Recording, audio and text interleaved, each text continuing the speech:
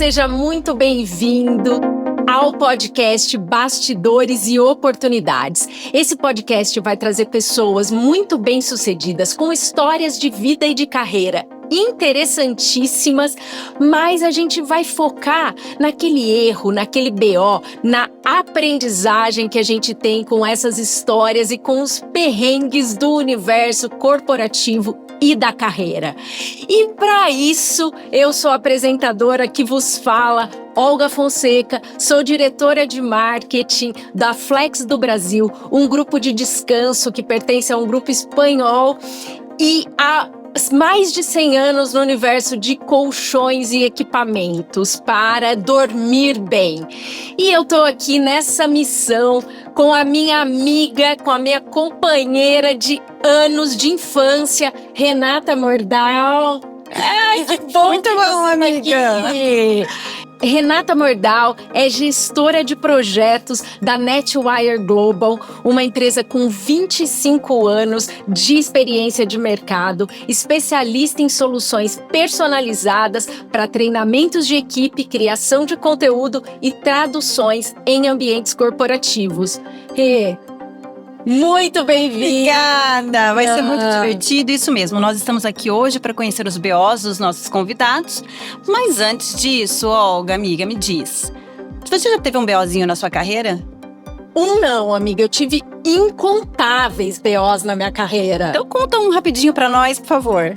Bom, vou contar a maior frustração de uma marqueteira, que é quando você trabalha meses no lançamento de um produto, lança o produto no mercado e o produto não vende. Mico, erro total pra gente guardar pro resto da vida e, claro, aprender com os erros. Com certeza.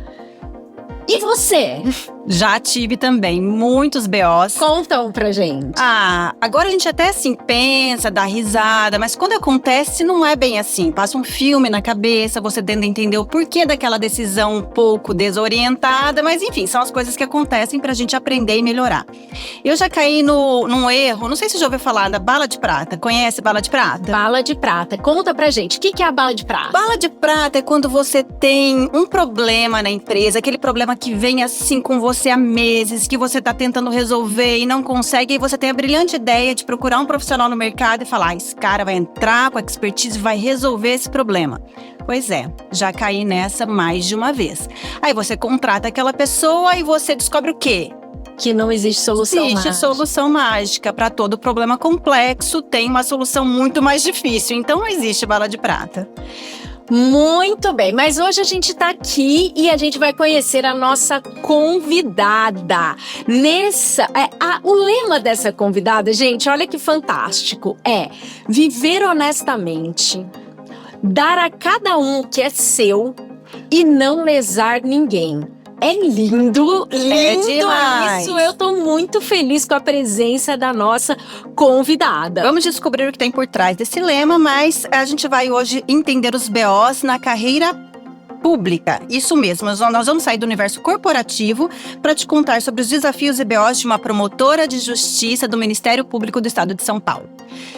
Que demais! Nossa convidada é bacharel em Direito pela Universidade de São Paulo, atuando desde abril de 2002. E ela já passou por inúmeras áreas. Vamos contar aí, Promotoria de Justiça Criminal, Tribunal do Júri, Infância e Juventude, Civil, Família, Habitação e Urbanismo, Idosos, Meio Ambiente, Direito do Consumidor, Fundações, GAECO. E atualmente é promotora de justiça em Campinas, né, com atuação nas áreas de meio ambiente, consumidor e fundações. Gente, eu imagino quanta história por trás de tudo isso. E não para por aí não, viu? Ela já foi professora de Direito Civil e Direito Penal pela Universidade Paulista, Unip, Faculdade de Jaguariúna e Faculdade de Americana.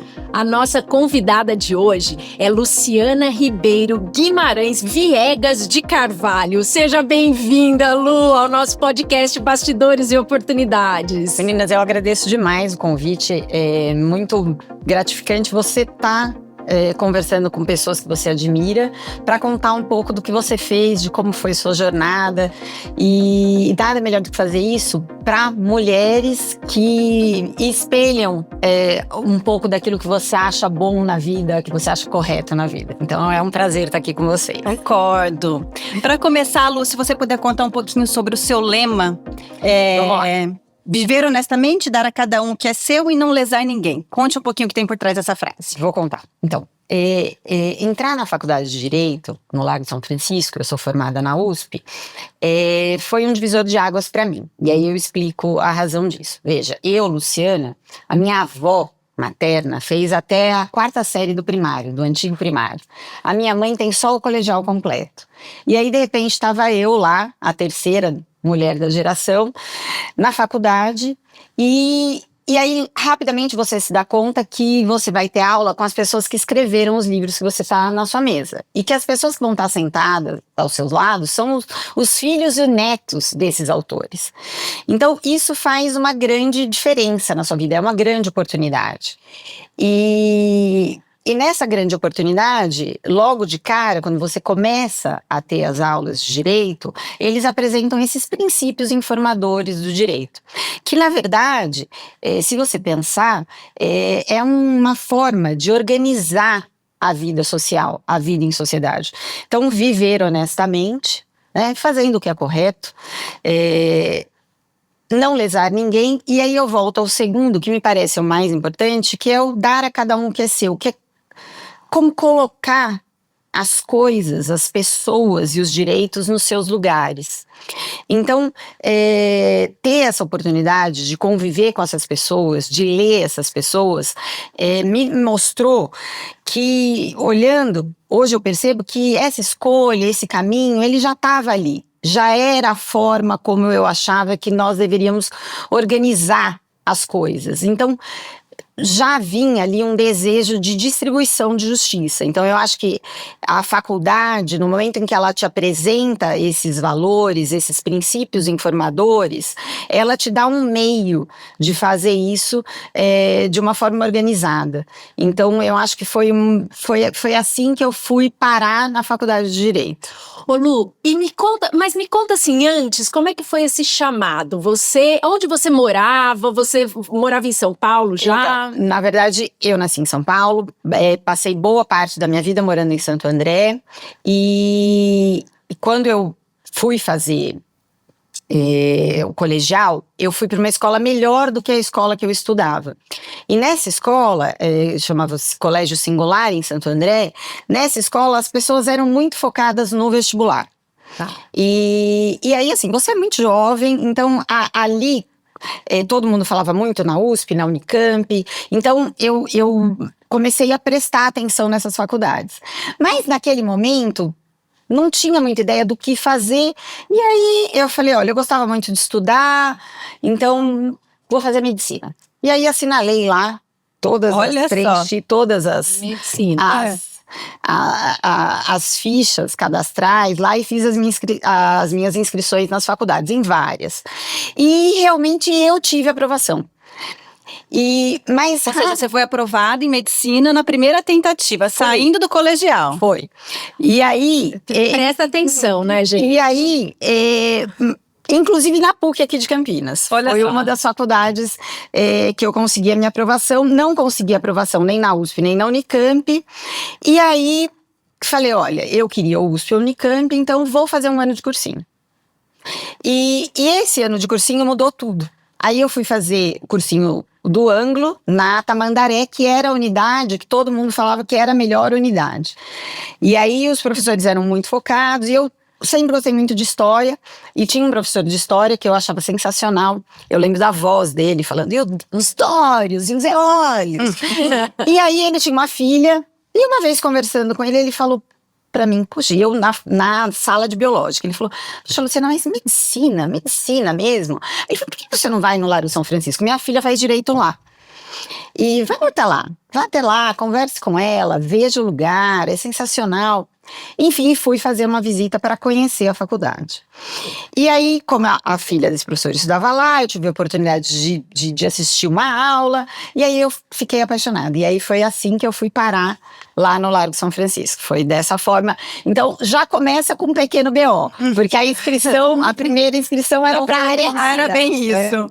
Então, começou assim, foi dessa forma. E aí você se apaixonou. Como é que era esse estudo na faculdade com os seus admiradores, pessoas que você admirava? Como é que era isso? Então, a faculdade do Largo São Francisco, ela te dá essa oportunidade, porque eles não passavam muito tempo falando do que estava no livro, do que estava no código. Eles diziam mais ou menos, olha, a leitura do livro e do código, vocês já provaram que sabem fazer, porque vocês acabaram de ser aprovados no vestibular. Então, eu não preciso ler com vocês aqui para a gente andar. Então, eles falavam muito dos princípios, eles falavam muito da justiça e da igualdade social. Então, esse caminho era mais um caminho de ensinar a pensar do que um caminho de estudar. Então, essa era o diferencial.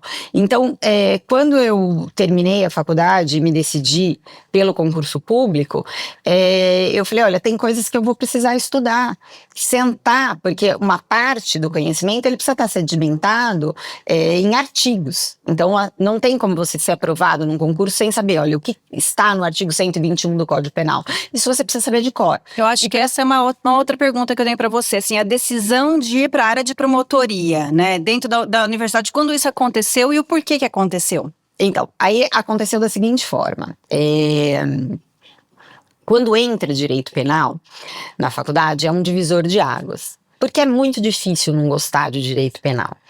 Porque é um universo em que você vê a solução final de uma forma um pouco mais rápida e você consegue enxergar bem essa história da retribuição, esse dar a cada um o que é seu. Então, e dessa recomposição, de recompor o universo da vítima. Então, foi primeiro me apaixonando por direito penal, e aí o Ministério Público é o titular da ação penal, né, na esmagadora maioria dos casos. E aí, por gostar tanto de direito penal, foi mais fácil direcionar e chegar no Ministério Público. E eles tinham uma frase que eu achava sensacional. Então eles diziam assim, olha, as portas de entrada para o Ministério Público, elas são estreitas e muito altas. E por que estreitas? Para que não sejam todos que consigam passar. Por quê? Porque você precisa estudar, se dedicar e aceitar que aquilo é uma missão. Então, você vai abdicar de várias coisas para chegar lá, para conseguir entrar. E ela é muito alta para que quem passar pela porta entre com a cabeça erguida, sem jamais se curvar para nada que não seja lei. Uau. Então, isso foi, assim, casou com aquele meu chamado. Então, eu falei, é isso, essa é a minha direção. Foi assim que a gente chegou na decisão de prestar o concurso público. E agora, desde a faculdade, você saiu da faculdade e já tinha essa missão clara. Sim, eu saí da faculdade, e aí como é? Na minha época, hoje você precisa ter 3 anos de exercício na área do direito. Do direito, tá. Eu fiz estágio durante todo o período da faculdade, o que foi ótimo para mim, excelente mesmo, para você ver a aplicação. E aí fui para um cursinho preparatório para concurso público. E por quê? Porque, embora eu tivesse esse conhecimento que me foi passado na faculdade, eu precisava dessa organização e precisava saber que algumas coisas você vai precisar decorar. Então eram horas.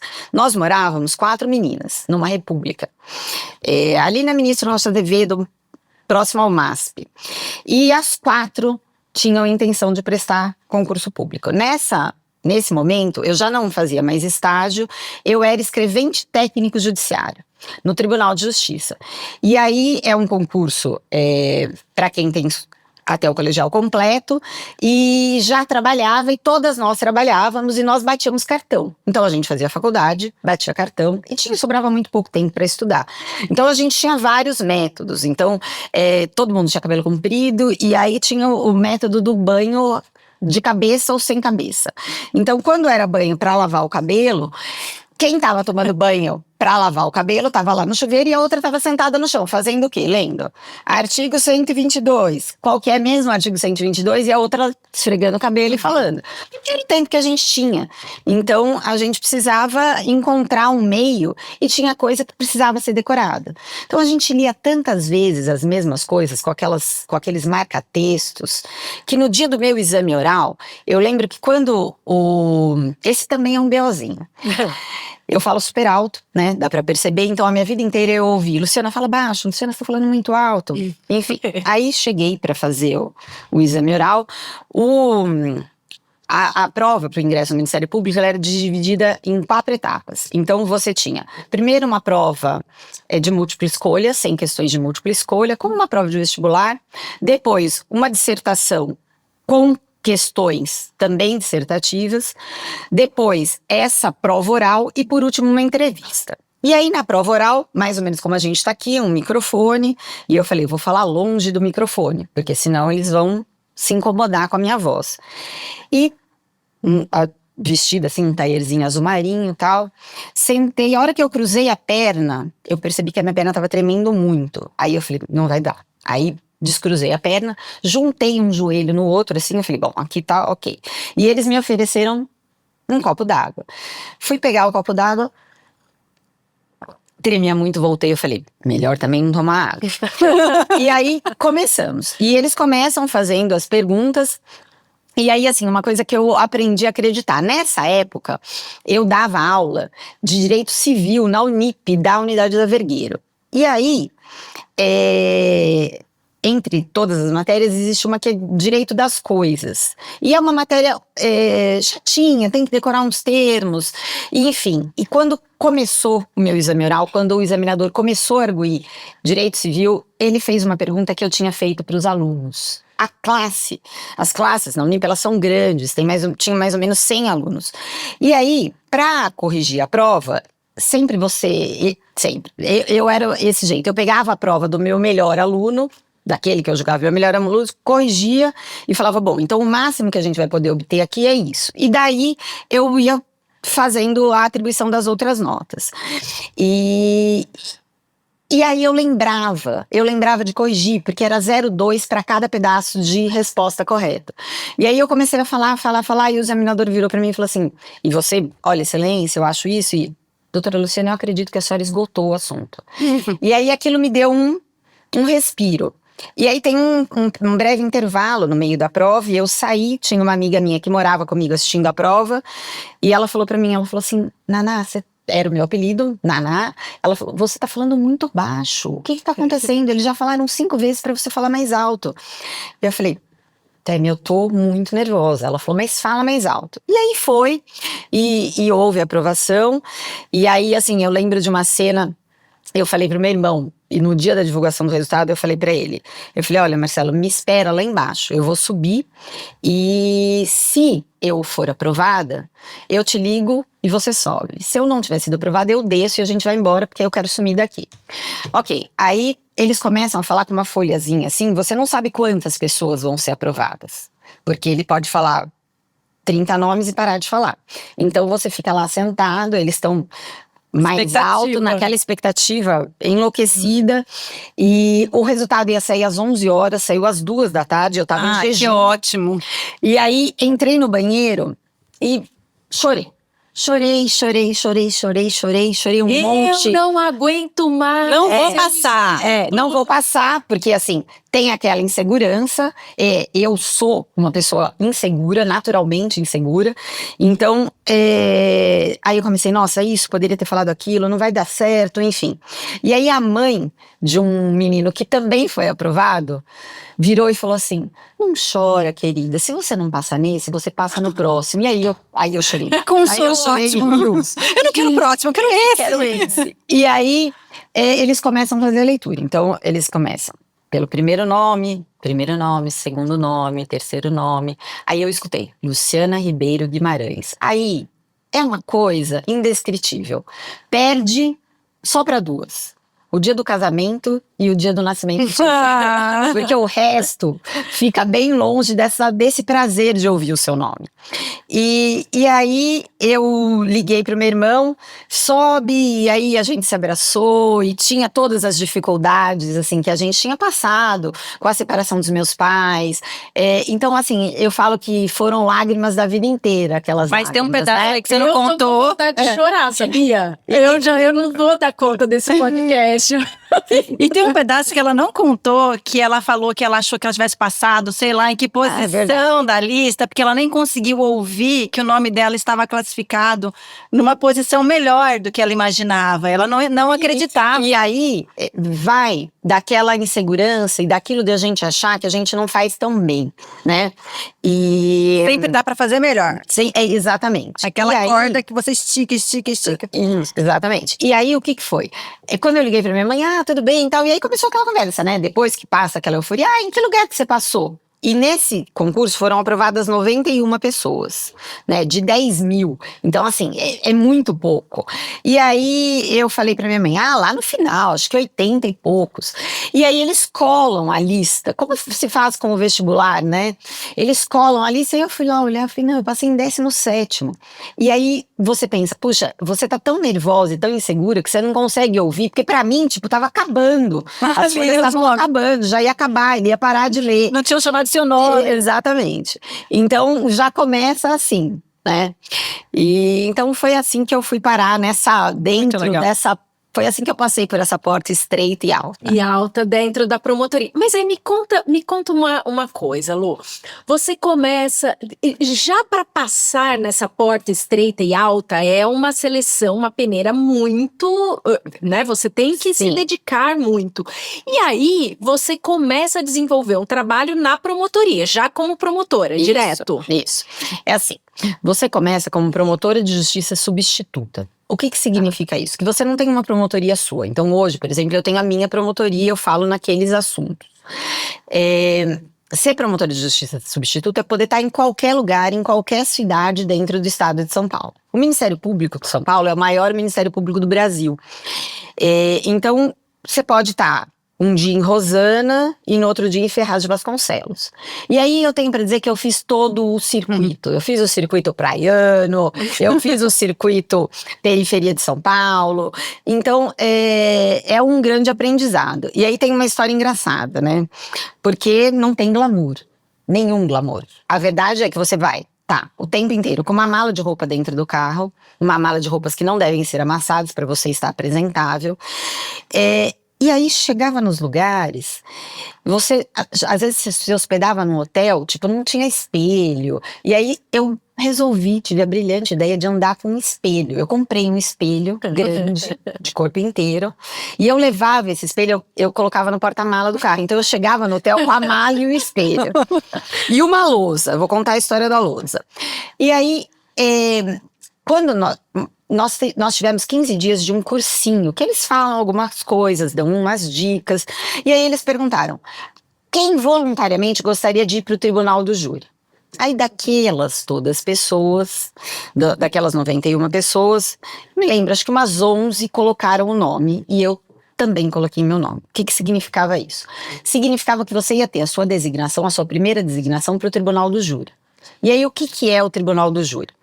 O tribunal do júri cuida dos crimes dolosos contra a vida. Então, toda vez que morre uma pessoa, esse crime ele não é julgado por um juiz comum, ele é julgado por 7 jurados. Isso é o tribunal do júri. E qual é a ideia do tribunal do júri? A ideia é a de que, qual é o crime mais grave? O que você pode fazer de mais grave para uma pessoa é a supressão da própria vida.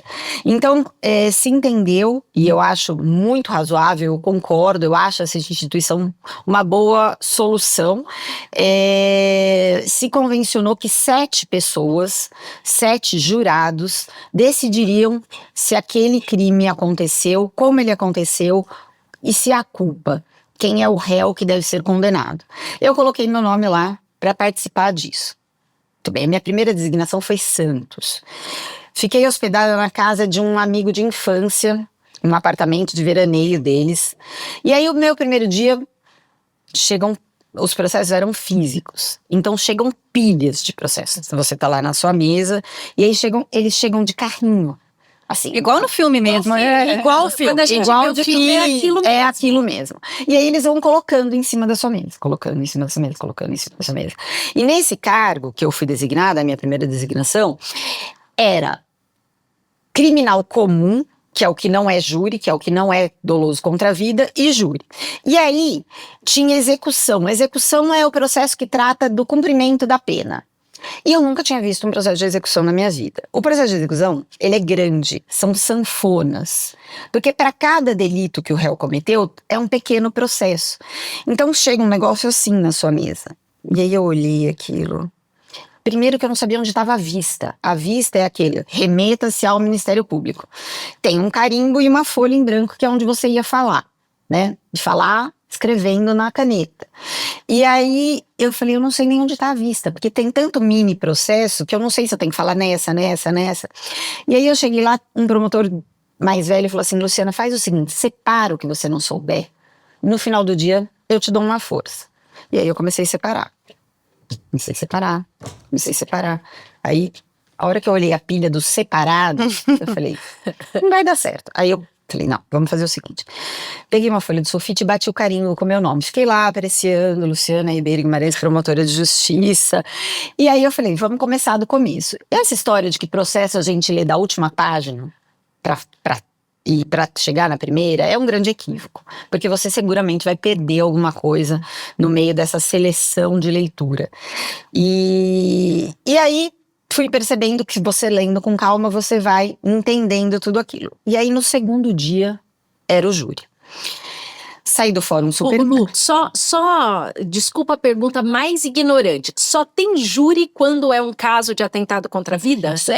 O júri só trata dos crimes dolosos contra a vida. Tá. Não é só homicídio. Então, por exemplo, abortamento é um crime, né, que a gente fala erradamente aborto, né? Aborto é o produto do abortamento, né? É o feto. Mas todos os crimes dolosos contra a vida, participação em suicídio, instigação de suicídio, mas o comum, o grosso do que você faz, são de homicídios. Tá. E aí, saí do fórum super tarde, o Ministério Público era dentro do fórum de Santos. Aí saí super tarde do fórum, fui para casa morrendo de medo de me perder, porque eu não sou muito localizada, não tinha o Waze naquela época. E aí, eu cheguei em casa e falei, vou ler de novo o processo. Já tinha lido e li umas 10 vezes, aí eu falei, agora eu vou dormir. Aí dormi, deitei. Jantei um brigadeiro, porque eu falei, não vou nem me cozinho mal. Então eu falei, eu vou comer um brigadeiro de jantar e vou deitar. Fiz lá o brigadeiro, fui deitar. E aí, quem dorme, né? Segundo dia de designação, júri, um crime gravíssimo. E rola pra cá, rola. 3 horas da manhã eu falei, olha, não vou, parei de insistir. Eu falei, eu vou continuar lendo o processo. E aí fiquei lendo até ficar claro. 6 horas clareou, tomei um banho, me troquei, fui pro plenário. Eu sempre ando com isso aqui, um resumo de tudo. E aí eu escrevi na capa do processo, ler o libelo crime acusatório. O que é o libelo crime acusatório? É um resumão das perguntas que serão feitas para os jurados. Então, no dia 10 de março de 2002, essa pessoa morreu. E você teria que ler o libelo, que é esse resumão, para os jurados em qualquer momento. E aí eu comecei a falar. E como eu dava aula, eu carregava uma lousinha, escrevia na lousa e falava. E aí a juíza, doutora Luciana, 10 minutos. O que significava? Que a minha fala só ia acabar em 10 minutos. Doutora Luciana, 5 minutos. Doutora Luciana, 1 minuto. Isso aí, fechei o processo. Ler o libelo crime acusatório. Não tinha lido o libelo. Era causa de nulidade. E aí, ou seja, o processo ia ser anulado. Aí eu começo a ler. No dia tal. Terminei de ler. Ufa, terminamos. Então, assim, esse foi o segundo dia. né? Então, assim, se a gente for parar para pensar, tem mais perrengue do que glamour. E os hotéis eram um pior que o outro. Então, assim, tinha hotel em cima de padaria, tinha os cafés da manhã. Então, assim, você passa por muitos lugares e às vezes as suas designações são muito curtas. E às vezes você tá numa comarca, a assessoria te liga e fala assim, já que eu tinha colocado o meu nome naquela lista dos que queriam fazer júri. Oi, Luciana, tudo bem? Posso te pedir um favor? Tem um júri, você tá lá em Ubatuba. Tem um júri em Bugaçu, dá pra você ir? O motorista tá chegando aí com cópia do processo. E você tem a tarde inteira de audiência, tem que ler o processo pra ir pra...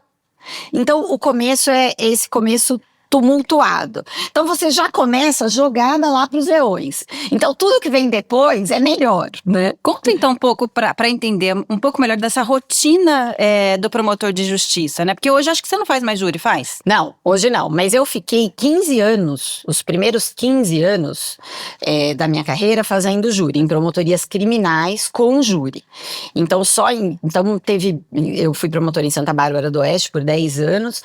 Então, eu fiquei bastante tempo da minha carreira fazendo 2 júris por semana.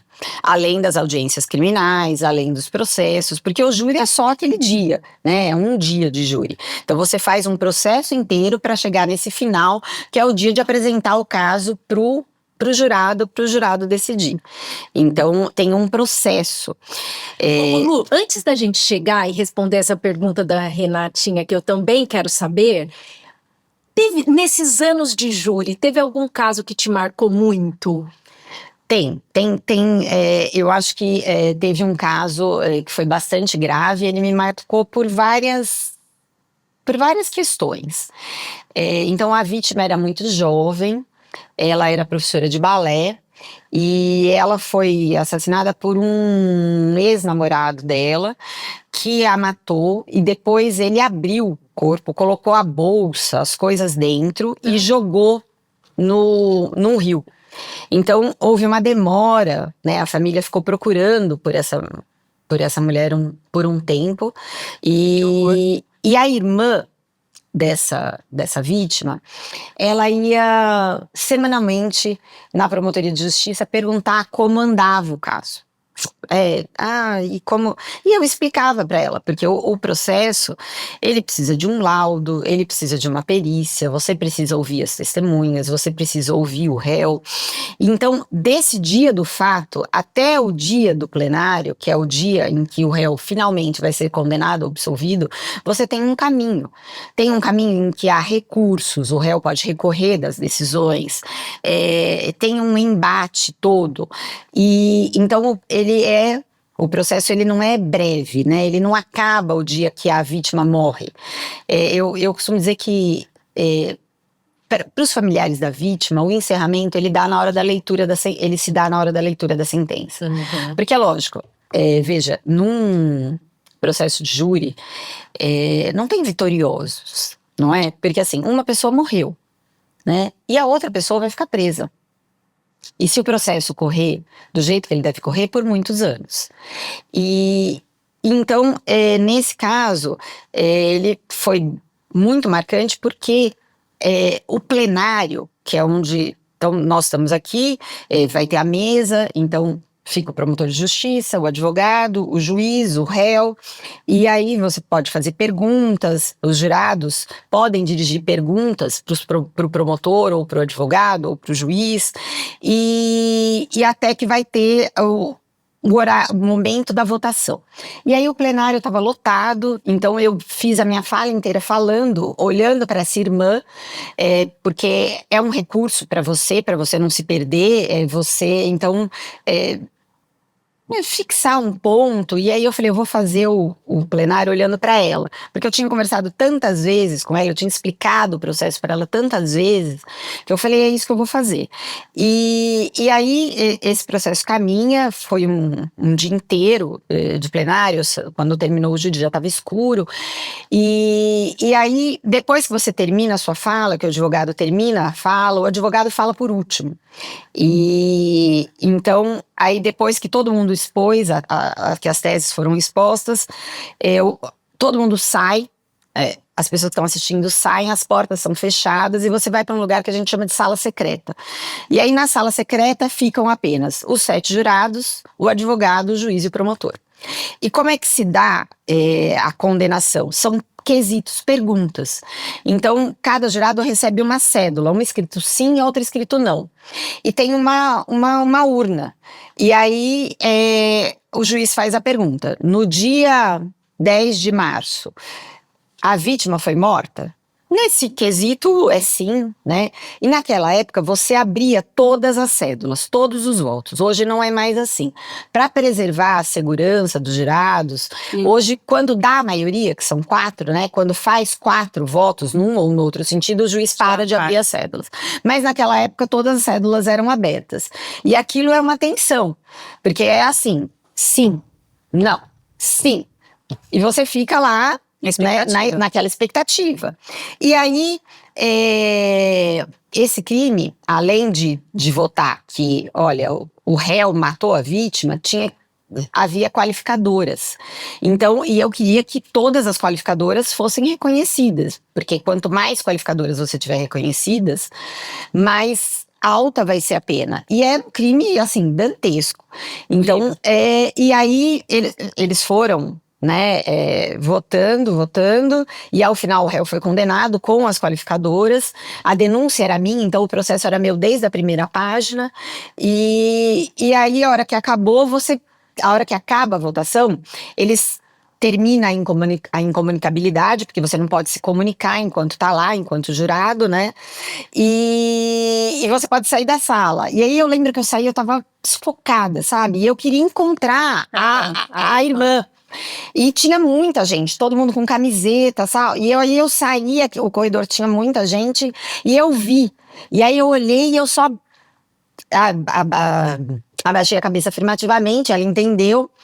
E aí eu passei na minha sala, peguei as minhas coisas, peguei minha bolsa e falei, porque esse é um momento que tem que ser da família, né? E aí ela falou, doutora Luciana, eu posso só dar um abraço na senhora? Dei um abraço nela e comecei a descer as escadas. E aí a hora que eu desci, tinha muita gente lá fora, e aí eles soltaram fogos. Então você fala assim, puxa, foi uma vitória. Na verdade, é só um jeito de você fazer o fechamento. Porque você também não conhece o réu, então assim, ninguém tem um desejo de acabar com a vida de uma outra pessoa. Mas te dá aquela sensação de dever cumprido e de que as coisas, sabe, dar a cada um o que é seu. Uhum. E aí é o ponto final. Eu acho que nesse momento, no momento em que se lê a sentença e que tem a pena, é o momento final para a família da vítima. Foi isso. Então, esse caso é o caso que eu tenho da minha carreira. Eu vi que você se emocionou, Lu, e é emocionante mesmo, né? A dedicação, você tá lidando com as expectativas e com o senso de justiça de muitas pessoas. A responsabilidade, né? Porque tem uma expectativa realmente de condenação, né? Tem uma expectativa. De justiça, né? De justiça mesmo, exato. Mas você faz sua pergunta, Renata. Que era, na verdade, eu acho que até que mudei a pergunta agora, porque eu acho que pegando esse gancho, a questão de como fica o emocional quando você pega casos tão complexos, assim, como é que você gerencia, afasta de você para que à noite você possa dormir sem absorver uma carga que é muito pesada, né? Às vezes coisas muito tristes acontecem, especialmente quando é júri, quando é criminal, né? Então, eu acho assim, na verdade, o melhor jeito de absorver a realidade do promotor de justiça é que são muitos processos, entendeu? Então, assim, o que acontece? Depois do júri, é impossível para todo mundo. Assim, mesmo eu que fiz 15 anos de júri, é impossível. Por exemplo, você não sai desse plenário e deita e dorme. Não tem como fazer isso, né? Porque vai ao shopping comprar um sapato, não. Não, também não. Na verdade, assim, quando acaba, o que você quer de verdade é tomar banho. Chegar em casa e tomar banho, tirar aquela roupa e tentar se desconectar um pouco. E aí, quando você deita, você fica revendo algumas coisas, até porque você sabe, na semana que vem tem outro júri, então isso aqui eu faria de novo, isso aqui eu não faria de novo. Então você faz essa revisão. E aí a verdade é que no outro dia de manhã, quando você levanta e você chega na sua mesa, você tem, não um, mas outros 50 casos para fazer. Então você... Mas, Não dá por exemplo, tempo, né? não, você processa isso, mas eu acho que, e, por exemplo, eu vou me lembrar disso para sempre. Eu lembro perfeitamente da quantidade, eu lembro da camiseta, eu lembro do rosto da moça na camiseta. E assim, esse é um caso, porque a gente pensa assim, são só os plenários de júri que são assim. Não, não é verdade. Porque assim, por exemplo, na infância, a minha primeira promotoria, que foi minha mesmo, foi em Jaguariúna. Na infância, você vai tirar a criança da casa, você vai, por exemplo, dar uma criança em adoção e aí achar que resolveu o problema e essa criança vai ser devolvida. Então, assim, o número de coisas são muito... é um número muito alto de problemas, porque ninguém procura o Ministério Público se está tudo bem. Ninguém vai lá me contar uma vitória. É verdade dizer que às vezes as pessoas voltam para falar que a vida andou, né? E isso é gratificante. E não é feito só disso também. Tem coisas muito engraçadas que acontecem. Eu lembro em Jaguariúna, tinha morrido um prefeito fazia pouco tempo e não se sabia ainda quem tinha matado esse prefeito. E aí eu tinha Ele foi assassinado. Foi assassinado, isso. Não é o prefeito de Campinas, é outro prefeito. E aí, eu estava em Jaguariúna, isso era 2002, 2003, e eu tinha 2 estagiários. Então, ficava a minha mesa e a mesa dos estagiários, e aí eles entraram, eu fazendo processo, eles me ajudando. Doutora Luciana, tem uma pessoa que quer falar com a senhora, que falou que sabe quem matou o fulano. Eu falei, nossa, né, ninguém sabe, só ele sabe, mas enfim. Aí, pede pra entrar, ele começou a falar, e aí ele começou a falar que ele tava, e eu escrevendo loucamente, digitando o que ele tava falando, que ele tava sendo perseguido, e aí eu deixei ele falar uns 40 minutos, eu falando, e ele falando, e eu digitando, tomando por termo as declarações, e aí eu falei, mas a pergunta, quem foi que matou? Aí ele vira pra mim e faz assim, Chuck Norris. Meu Deus! Os 2 estagiários que estavam aqui na minha frente, eles não aguentaram, eles levantaram e saíram correndo pra rir no corredor. Eu ouvia os 2 rindo da minha sala. Então, assim, tem coisa muito triste, mas tem coisa assim que você nem imagina que vai acontecer. Então, assim, eu tenho histórias muito boas, assim, de audiências engraçadas. Uma vez nós estávamos fazendo audiência, era um crime grave, um caso de PCC, e aí, então, todos os policiais estavam com metralhadora dentro da sala, tal, e aí começou a tocar o celular de um policial militar, e era o barulho de uma metralhadora. E aí, aquela comoção para desligar, tal, desligou, tal, e aí, a juíza era muito engraçada, muito espirituosa, e ela viu que o policial ficou constrangido, e aí ela falou, é porque o senhor não conhece o toque do celular da doutora Luciana. E aí, assim, o meu toque naquela época era da Missão Impossível. E aí, enfim, então acontecem coisas, assim, que são engraçadas. Então, o dia a dia, dependendo de como... o meu dia a dia foi muito feliz. Eu tive a oportunidade de trabalhar com juízes muito bons, eu trabalhei muitos anos com os mesmos juízes, e assim, para tentar fazer isso leve, tentar fazer isso de uma forma que te traga uma gratificação, que te traga uma satisfação, e que fique aquela sensação de que, olha, não é a situação ideal, mas está um pouco melhor do que era quando o caso chegou na minha mesa. Eu acho que essa é a finalidade. Bom, gente, se a gente queria BO, a gente ainda nem começou a contar isso, nem chegou na história, a gente já tem vários aqui. Mas então agora vamos para a segunda parte. Vamos. Que é o nosso segundo bloco, que é o Deu BO. Conta pra gente a sua história, o seu BO memorável, que é aquele para você se lembrar e trazer aqui no podcast. Vamos lá. Então, assim, BO, boletim de ocorrência. Tá? Então, assim, quem é o destinatário do boletim de ocorrência? O destinatário do boletim de ocorrência sou eu. É o promotor de justiça. O boletim de ocorrência, ele é escrito para ser encaminhado para o promotor de justiça. tá certo? Então, o que consta no boletim de ocorrência? Consta lá a data do fato. O fato é o crime, a data do fato. Consta o nome do autor, o nome da vítima e uma pequena descrição do fato, tá certo?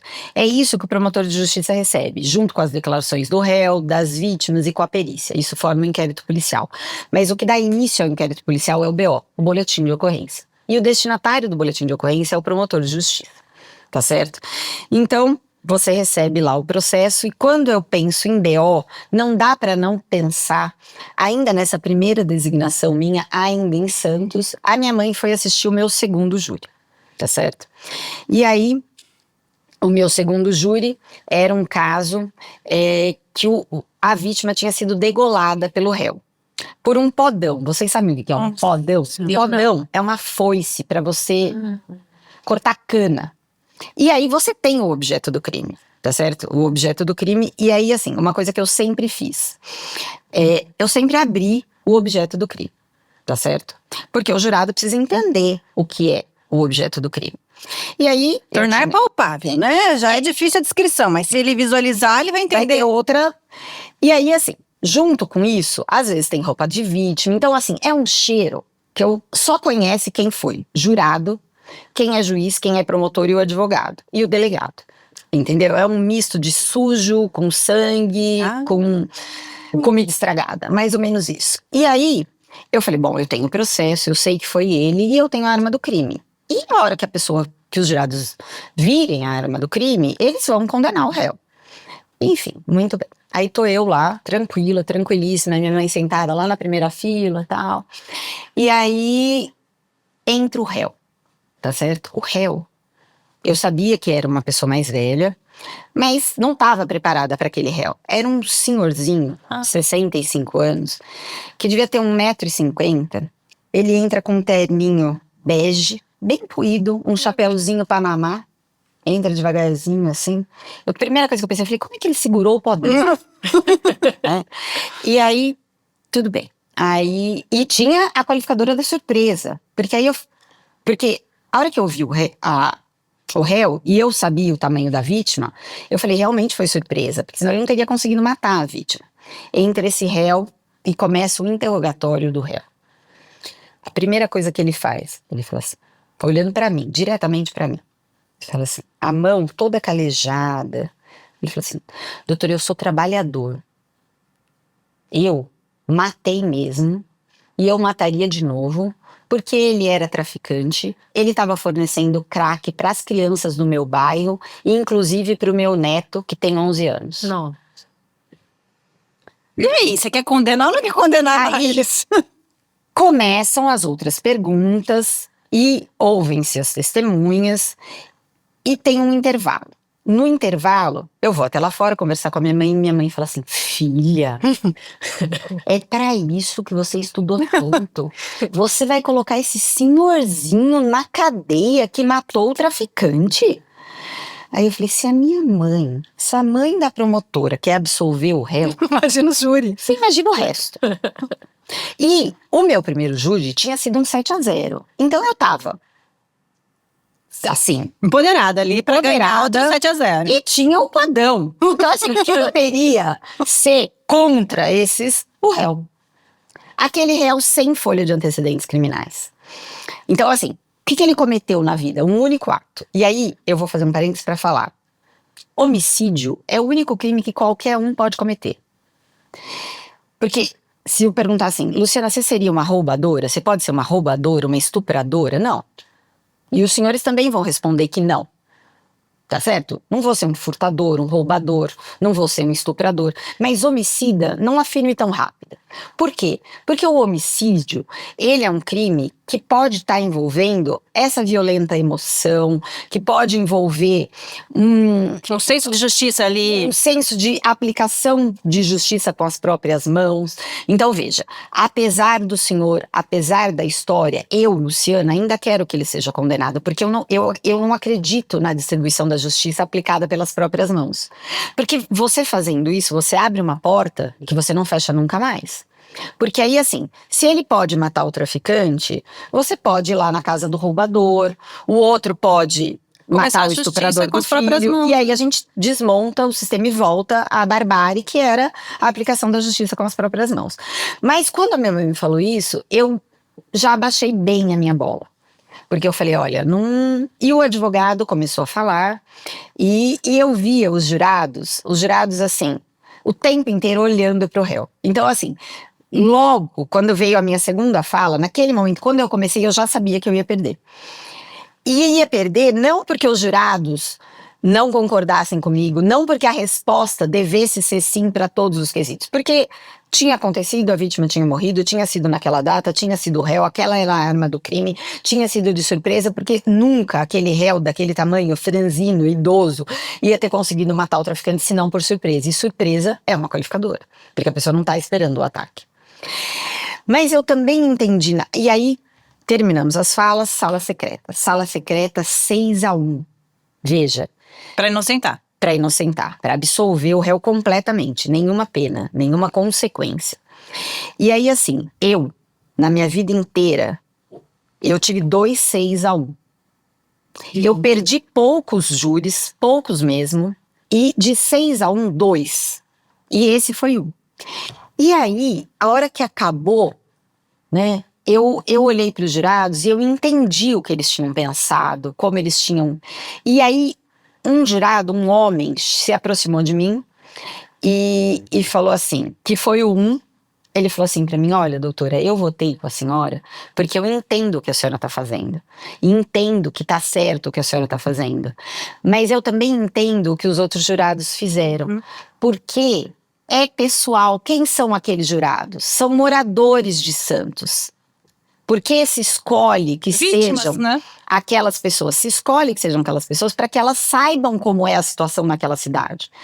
Então, com esse BO, você aprende a respeitar que a decisão, constitucionalmente falando, ela não é sua, ela é dos jurados, tá certo? E aí, eu recorri dessa decisão, e aí eu saí de Santos e outro promotor fez o júri e de novo ele foi absolvido. E aí acabou o processo, ele foi absolvido duas vezes. Então, é bom para você, primeiro, para você descer um pouco do seu salto, porque quanto mais você faz júri e mais você ganha júri, mais seguro você vai ficando. E o que acontece com isso? Acontece que você corre o risco de chegar à conclusão que a visão correta é sempre a sua, isso não existe, não é? Então, assim, o processo é dialético e você precisa observar o devido processo legal e entender que nem sempre a sua visão, ainda que ela seja a mais adequada para aquele caso, ela vai prevalecer. E aí você precisa lidar com isso. Então eu acho isso importante. Eu acho é um caso assim, um BO que me marcou. E se a gente tiver um tempinho, eu vou contar um segundo que também vale a pena. Então conta. Olha, o segundo caso foi assim, em Itaquaquecetuba. Eu estava com uma designação de 15 dias e eu chegava no fórum super cedo, porque, né, no começo você está aprendendo, você demora muito mais para resolver cada processo. E aí não tinha quase ninguém no fórum. E eu estava lá no meu gabinete, lendo e tal, e aí eu comecei a escutar um barulho, mas muito vozes altas. Eu falei, poxa vida, né? Aí eu era mais brava do que eu sou hoje, abri a porta, eu falei, viu, eu tô trabalhando. E aí entra o delegado na minha sala e falou, doutora, estamos com um BO aqui. Aí eu, tudo bem, o que tá acontecendo? Ele falou assim, ó, vão linchar esse adolescente. Aí eu falei, como assim, né? Ele falou assim, olha, tá sendo acusado de estupro, tá a maior comoção do bairro, tinha um monte de gente no fórum. Aí eu falei, bom, deixa eu conversar primeiro com a vítima e com a mãe da vítima. Aí eu falei, estavam sendo acusados de estupro dessa vítima. E aí um adolescente sendo acusado de estupro de outro adolescente. Aí tá bom. Aí ouvi a vítima e a vítima tava pálida, e ela falou assim, não, doutora, não aconteceu, não tive, nós nem houve relação sexual, na verdade, ele foi impertinente, ele tinha meio que puxado o sutiã e não sei o quê, e quando ela foi contar pro pai, ficou enfim, e o pai saiu berrando na rua e todos os vizinhos se juntaram, e aí tava eu lá com esse com essa questão, e aí eu falei, bom, tudo bem. Aí acalmei o pai, falei, olha, o senhor entende que não aconteceu isso, tal? Não, entendo, a senhora me desculpa, tal. Mas eu tava com aquele povo todo lá fora. E aí fui ouvir o menino, tomei por ter umas declarações do menino, tal, e assim, é uma conduta leve o que ele fez, e aí ia dar uma advertência, e a advertência é verbal. Então passei lá um pito no moleque, mas fiquei pensando, eu falei, e se eu mandar esse menino pra casa, né, voltar pra rua, vai que acontece alguma coisa. Eu falei, você não tem nenhuma pessoa para quem uma outra casa para você não voltar pra rua, né, dessa menina, pra gente esperar abaixar, esperar o pai contar, esperar essa história acabar? Aí ele falou, tem, eu posso ligar pro meu irmão? Pode. Aí ligou pro irmão e, tudo bem, então o irmão foi buscá-lo na promotoria. Era de manhã. Como eu disse, são muitos casos, caso resolvido e foi embora com o irmão, tchau pro próximo. E eu tava hospedada num hotel que não era um hotel bom, que não parecia um hotel seguro, que tinha 2 andares. Aí tá bom, aí tinha entregado de manhã o adolescente pro irmão. Aí cheguei tarde no hotel, tal, não tinha... Cheguei, fui na recepção pegar a chave, era uma chave, eu lembro direitinho, tinha um negócio de madeira. Chaveirinha de madeira com o número do quarto. Aí tá bom. Aí peguei a chave, a hora que eu olho pro recepcionista, quem era o recepcionista? O irmão que tinha saído do fórum com o adolescente. E eu tinha passado uma descompostura no adolescente e no responsável, porque você dá um sermão pro responsável também. A cena. Aí eu falei, meu Deus. E não é que eu poderia sair daquele hotel e ir para os outros 10 que tinha na cidade. Não era esse o caso. Aí, o que eu fiz? Peguei e subi pro meu quarto, aquele frigobar super maravilhoso, que tinha, nada que você pudesse comer. Aquela cama que pegava no meio das suas costas. E aí eu falei assim, pensando comigo, né? Então, o adolescente tá aqui no hotel com o irmão, que é o recepcionista, e eu tô hospedada no hotel. Aí eu falei, o que eu posso fazer? Aí eu tinha uma mesinha. Aí primeiro eu empurrei a mesinha na porta. Aí depois eu abri a janela, que era daquelas portas assim, de que parece sanfonada. E aí eu olhei pra baixo. Eu falei, bom, se pular daqui, a pessoa não quebra. Aí não, né, dá. E aí eu deixei aquele negócio aberto, encostado, e fiquei a noite inteira, cada barulho que eu ouvia. Então, assim, são muitos B.O.s. A gente poderia passar aqui, assim, horas contando. E aí também, para você aprender, que até para divertir uma pessoa que faz alguma coisa errada, você precisa advertir de uma forma que a pessoa entenda que aquilo é só o seu papel. Então, tem um limite que não pode ser passado. Você não pode ficar emocionado ao ponto de se dirigir às pessoas de uma forma que a pessoa entenda. Nesse caso, por exemplo, depois, hoje olhando para trás, eu acho que o adolescente e o irmão acharam que eu fiz um favor. Mas naquele momento eu falei, gente, será que na hora da bronca eles vão mesmo pensar que isso foi um favor? Então tem toda essa... eu acho que esses tropeços, eles vão acontecendo e você vai se estruturando melhor, se achando... Então, por exemplo, na infância e juventude, eu tinha uma apreensão que eu não tenho mais hoje, que é a de eu olhava e falava assim, poxa, tava lá conversando com a pessoa, com a mãe, com o pai, e você vai dar a notícia que o adolescente pode ser que fique internado, então ele vai ser privado de liberdade, tá certo? E você vai dar essa notícia e quem tá recebendo essa notícia é uma mãe do outro lado. E aí, esse passar por esses perrengues, eles vão te dando isso. E a maternidade, né? Lu, conta a história da frasezinha da... Os filhos se tornam... exatamente. Então, na verdade, essa história é boa.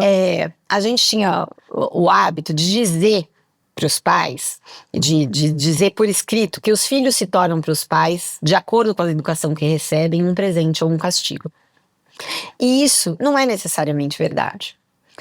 Então, dessa arrogância de achar isso, eu passei por uma mulher que me falou assim, olha, a senhora tem filhos? Então, por que não é isso? Né? E ela me disse, e não é assim que funciona. Porque você pode ter 5 filhos que fizeram faculdade, estão bem posicionados, e um filho que não. que passou por outros problemas, que teve outra realidade e que ao final acabou aqui sentado nesse banco dos réus. Então, assim, entender tudo isso, e eu falo, eu passei por todas essas áreas e tem uma área, eu gosto, mudar de área é bom, você tá sempre aprendendo, mas eu jamais ficaria de novo só na infância e juventude. Porque o que acontece? Depois que você tem filhos, você começa a comparar a sua realidade com a realidade das pessoas que estão naqueles processos. E aí você verifica um abismo gigantesco. Então, mesmo na adoção, para você adotar uma criança, você preenche um cadastro e você assinala algumas coisas. Então, você assinala se você aceitaria uma criança com uma doença grave, se você aceitaria uma criança cujos pais são dependentes químicos. E aí, assim, a expectativa de quem vai adotar é que vai adotar um bebê saudável, que não passou por uma dificuldade familiar. Esse bebê saudável, ele tá matriculado lá na escola da minha filha. Ele não tá para adoção. Tá certo? Então, tá para adoção alguém que foi tirado de um ambiente. Já teve um trauma. Exatamente. Então, é essa pessoa que você vai receber na sua casa.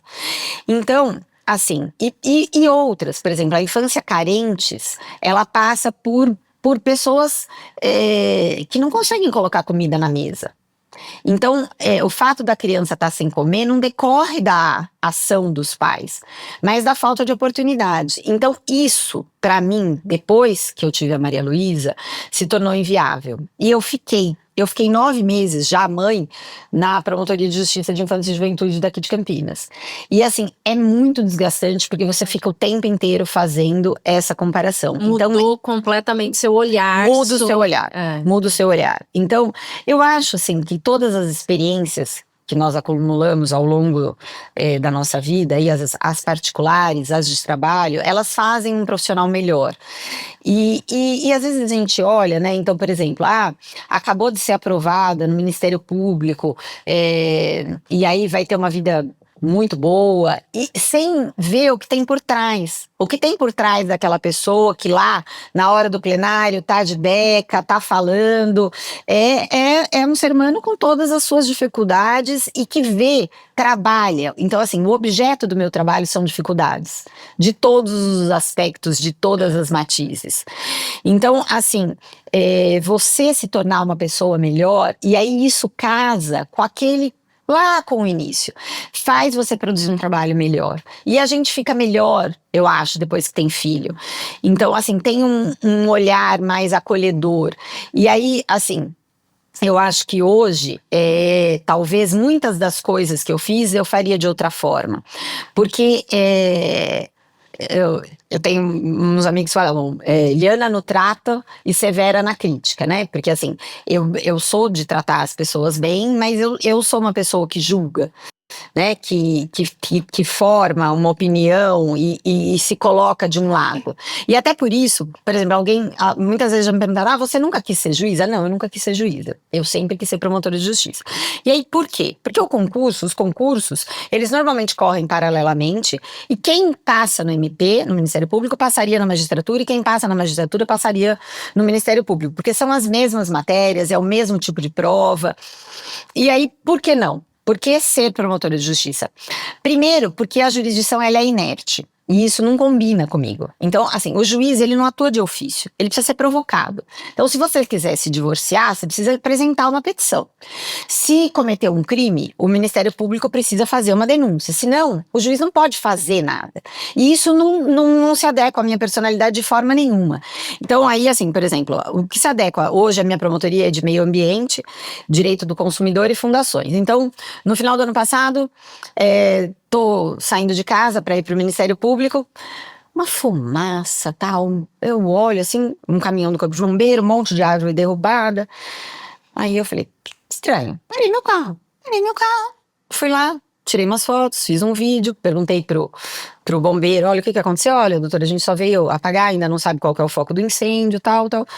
Cheguei defumada no Ministério Público, na minha sala, no meu gabinete, 2 horas depois eu tinha um processo.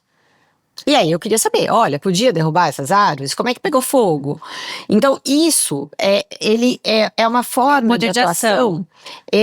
O titular da ação é o promotor de justiça. Então quem dá início, quem tira a jurisdição da inércia é a parte ou o promotor de justiça. E nessas matérias, que agora então eu atuo em direito difusos, para vocês entenderem, difusos são uma coisa, você, por exemplo, meu pai faleceu e precisamos cumprir um testamento.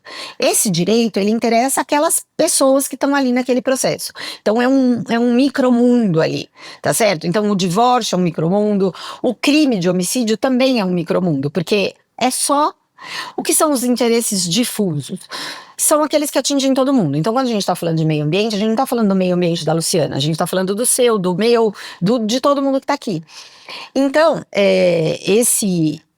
essa mudança de área agora, para mim, ela foi bem, bem importante, porque eu passei, então, de tratar desse direito processual individual para passar para fazer essa outra coisa que é esse direito difuso, esse direito coletivo.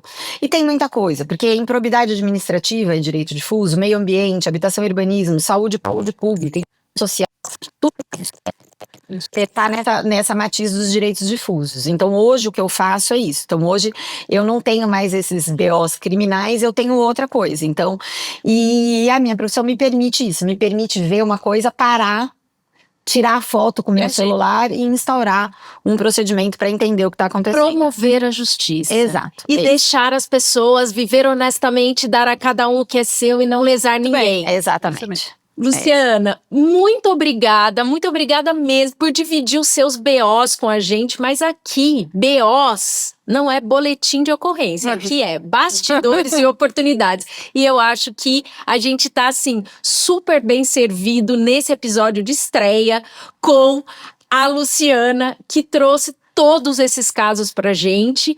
E agora a gente vai para a última parte, né, Rê? Vamos colocar o seguinte, o que a gente aprendeu com a história da Luciana? Nossa, muita coisa, né? Muita coisa. Olhar a história de alguém, entender o porquê ela age hoje dessa forma também já é um aprendizado, né?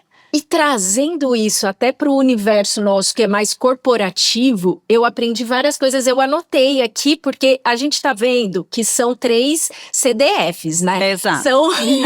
Anota. Eu me considero aqui dessa turminha menos CDF de todas, porque aqui o negócio é disciplinada. Então, mas eu anotei algumas coisas Conta aí. Para trazer para minha vida, né? E uma das coisas é essa questão de quando você vai dar um feedback para alguém, quando você vai falar alguma coisa, o contexto que a outra pessoa está tem que ser levado em conta, mas ao mesmo tempo você tem que ser firme e falar aquilo. Tem que ser assertivo, mas independente do que você pensa e você esteja com pena daquela pessoa ou alguma coisa, você tem que cumprir o seu papel e não pode ficar emocionado. Não pode se envolver emocionalmente. Isso, eu fico pensando tudo, eu chorei. Algumas vezes eu me emocionei com alguns casos, porque é muito difícil. Estupro, morte, e esse é o seu dia a dia, né? O meu dia a dia é um caso de consumidor. A gente pode fazer um caso aqui só de direito de consumidor. Mas é muito mais simples, né? Nossa, alguém reclamou. A causa e consequência é diferente, né? Muito diferente. E ter essa dureza mental, esse propósito emocional e conseguir separar isso, né, emocionalmente é muito, muito importante. Então, de tudo, assim, eu anotei várias coisas, mas essa questão do controle emocional é o que eu mais admirei em você, na sua história, e trago isso para minha vida, para o meu trabalho. E você, Rê? Olha, eu conheço já a Lu há um tempinho. A Lu é um dos presentes aí que os nossos filhos nos deram, né? Então, assim, já convivo com ela há 8 anos. Já ouvi muitas histórias muito impressionantes sobre ela. E tem alguns pontos sobre a Lu que são aprendizados para mim constantes, além do que a gente ouviu tudo aqui. Eu acho que nós temos uma história, e você também, né? Uma história de... As coisas não foram garantidas para nós, né? Apesar de nossos pais terem feito um grande esforço para darem o melhor para nós precisamos trabalhar com muita disciplina, muita dedicação para alcançar as carreiras que nós temos, né? A nossa independência, né? E as posições que nós temos. Então, nós viemos desse lugar. Então, uma coisa que eu admiro muito dela e que é uma coisa que eu vivo constantemente é que a gente continua deslumbrada com as coisas, né? Então, a gente vai vivendo e vai alcançando as coisas e a gente continua deslumbrada. Isso pra gente não é o padrão. A gente entende que a gente conquistou isso com muito trabalho, com muitas histórias, né? Muito desafiadoras que trouxeram a gente a tomar decisões até chegar a esse momento. Então, isso é uma das coisas que eu já, assim, compartilho com a Lu e que é um aprendizado que a gente troca e relembra todos os dias. A gente precisa se lembrar de onde a gente veio, para onde a gente está indo e continuar sendo muito gratos e deslumbrados com as oportunidades que a vida hoje tem entregue para nós, frutos de tantos trabalhos, né? Mas uma outra coisa que eu aprendi também hoje, que eu aprendo diariamente, a Lu falou, ela é muito crítica, ela coloca a opinião dela, ela sabe se posicionar, mas ela tem um olhar muito empático.